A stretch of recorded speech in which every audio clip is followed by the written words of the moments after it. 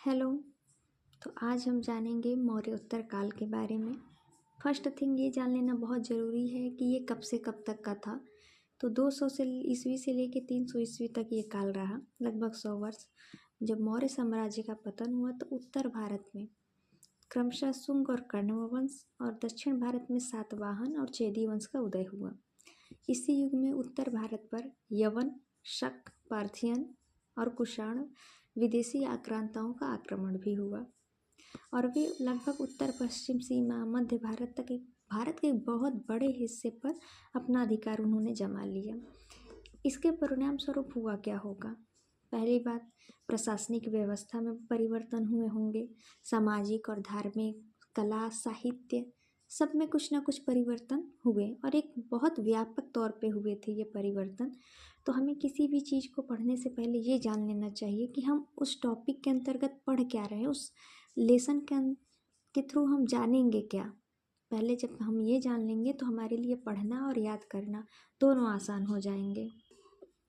तो सबसे पहला वंश जो है शुंग डायनेस्टी आती है 185 से लेके 75 ईसा पूर्व तक।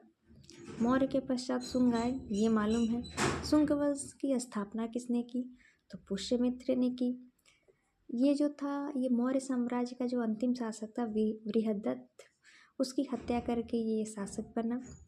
पुष्यमित्र जो था बृहद्रथ का सेनापति था।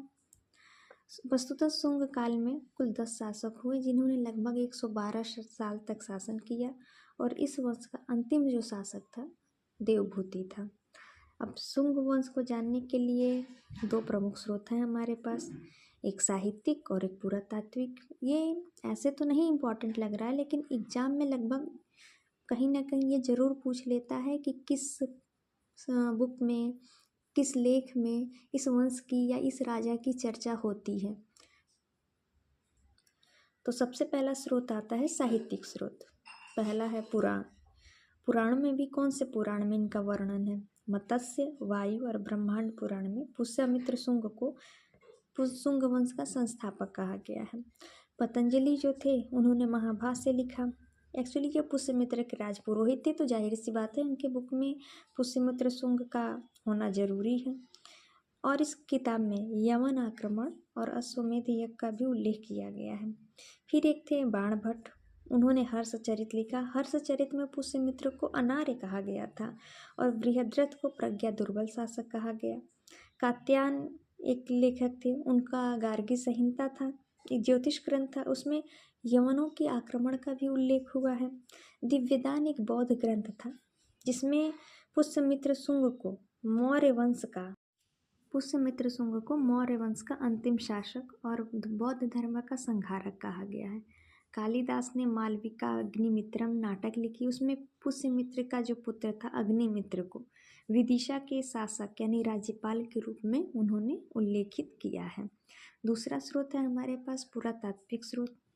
एक है अयोध्या लेख। ये पुष्यमित्र के जो राज्यपाल थे धनदेव द्वारा लिखा गया था या निर्माण कराया गया था। इसमें पुष्यमित्र ने 2 अश्वमेध यज्ञ कराए थे, उसके बारे में जानकारी है। 20 नगर लेख, यह शुंग वंश के 9वें जो शासक थे भागभद्र, उन्हीं के दरबार में एक यूनानी राजदूत हेलियोडोरस आया था, उसका है। भरौत का लेख, यह भरौत स्तूप पर मिला है।